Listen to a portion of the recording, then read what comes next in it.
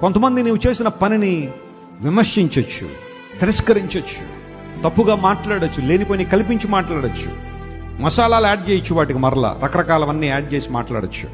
కొంతమంది తమ తప్పులు కవర్ చేసుకోవడానికి ఇతరులు కూడా అలాంటోళ్లే అని కనుక చెప్పేస్తే అప్పుడు మనసు సాటిస్ఫై అవుద్ది, ఇగో సాటిస్ఫై అవుద్ది.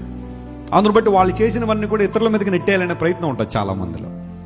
అలాంటి సిచ్యువేషన్స్ కోసం నువ్వు ఎదుర్కోవచ్చు. హ్యూమిలిటీ అనేది చాలా భయంకర విషయం. ముద్ద దిగని పరిస్థితులు కొన్నిసార్లు ఉండొచ్చు.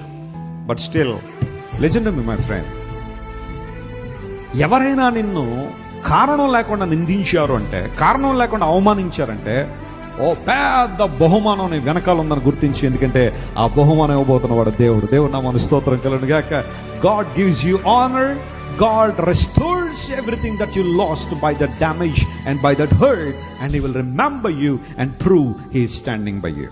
అన్ని పక్షంగా ఉన్నాడని రుజువుపరుచుకుంటాడు. అందును బట్టి ఎప్పుడైనా ఎవరి గురించైనా తప్పుగా మాట్లాడుతున్నట్టు నీకు తెలిస్తే, లేదా నిందలేస్తున్నా, అవమానించిన ఇంటెన్షన్ చేస్తున్నావు అని తెలిస్తే, జాగ్రత్త పడాల్సింది వాళ్ళు కాదు, జాగ్రత్త పడాల్సింది నువ్వు. ఎందుకోసం తెలుసా?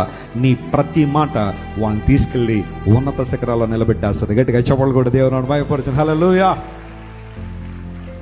నువ్వు మాట్లాడే ప్రతి రాంగ్ వర్డ్ వాళ్ళకి బ్లెస్సింగే కానీ వాళ్ళకి ఎప్పుడు కర్స్ అవ్వదు. హల్లెలూయా. Remember that.